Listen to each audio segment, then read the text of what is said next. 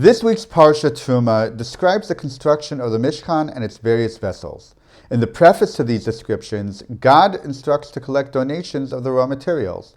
At the end of this preface, God says the following: K'chol asher ani mar'eh otcha, do it all, just as I have shown you. Et tavnit hamishkan, the form of the Mishkan, v'et tavnit kol kelav, and the form of all its vessels, v'chein ta'asu, and so shall you do. This last part, v'chein ta'asu, sounds to be superfluous. What does God want to be done? Rashi says that God was showing Moshe how each and every part of the Mishkan and each and every vessel that would be used in the Mishkan should look like. Rashi further says that by God saying v'chein ta'asu, it was God's intent that the appearance of the Mishkan or its vessels should be identical for all time. And so shall you do, even in the future. Meaning, when the time would come that it was necessary to make new parts of vessels for the Mishkan, then it must be made in exactly the same way that it was made for the original Mishkan. Ramban, however, does not agree with Rashi. To prove his point, Ramban points out that when Shlomo HaMelech built the temple some 400 or more years later, there was no requirement to build the building and vessels in exactly the same way as the Mishkan. The temple itself was a permanent structure and much bigger than the Mishkan, with a different floor plan. Moreover, over time, there were improvements innovated for the temple. One improvement to note was the Yam. The Yam held the water for the Kohanim, and was constructed in a way such that the water would not become invalidated overnight. This innovation was found only in the temple and not in the Mishkan.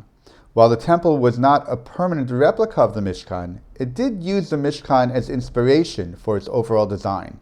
Since it seems to show that Rashi was not quite right, how does Ramban understand God saying, "and so shall you do"?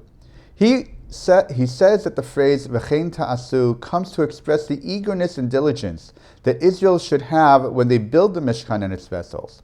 And sure enough, that is what we find in Parshat Vayakhel and Pekudei. Israel joyously and freely comes to Moshe with an abundance of time and materials to donate to the building of the Mishkan.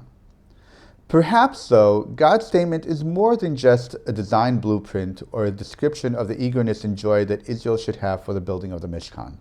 Throughout Parshat Pekudei and the first parshas of the book of Vayikra, every time Israel completed something for the Mishkan or the divine service, the Torah says that Israel did it ka'asher tzivah Hashem et Moshe, just as God commanded Moshe.